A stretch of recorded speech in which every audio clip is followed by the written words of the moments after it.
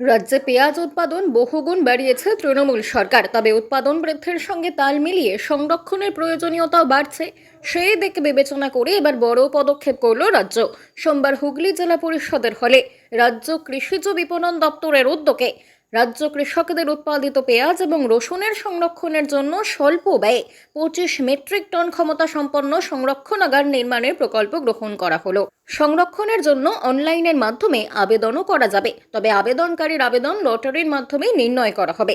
এ প্রসঙ্গে বিস্তারিত জানিয়ে রাজ্যের মন্ত্রী বেচারাম মান্না কি বললেন, শুনুন বিস্তারিত। আমাদের পেঁয়াজ একটা টাইম বামপন্থী আমলে চাষ হতো না।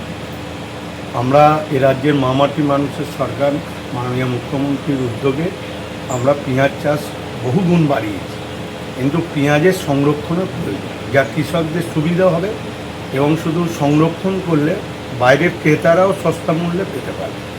সেই জন্য আমরা পেঁয়াজ গোলা আমরা তৈরি করার সিদ্ধান্ত নিয়েছি। আমাদের লক্ষ্যমাত্রা যেটা 25 মেট্রিক টন ক্ষমতা সম্পন্ন পেঁয়াজ গোলা আমাদের তৈরি করা, সেই জায়গায় দাঁড়িয়ে আমরা এখানে প্রায় 9,65,62,500 টাকা এতে বরাদ্দ হবে। সারা রাজ্যে 2261 জন আবেদন করেছে এবং এর পরিপ্রেক্ষিতে আমাদের হুগলি জেলায় আজকে আমরা 175টি মোট আমাদের সিলেক্ট করা হল।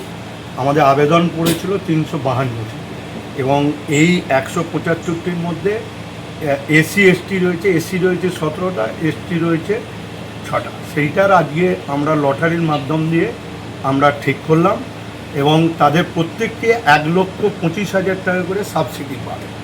এতে কি হবে, পেঁয়াজ সংরক্ষণ থাকবে, আমাদের আর মহারাষ্ট্র বা নাসিকের ওপর নির্ভর করতে হবে না এবং পেঁয়াজের দামটাও কন্ট্রোলে থাকবে এবং একদিকে কৃষক তার মূল্য পাবে এবং সংরক্ষণ করে রাখলে আরও বেশি মূল্য পাবে। আবার আমরা এই যে মাঝে মধ্যে 100 টাকা কেজি পেঁয়াজ হয়ে যায়, সেটা থেকে বঞ্চিত হবে।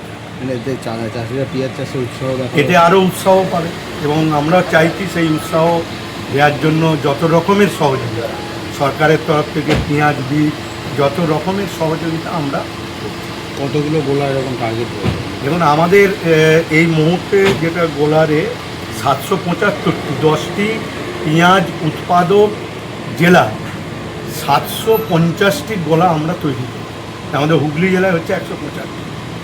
বাংলা খবর, আপনার রাজনীতি, আপনার আওয়াজ।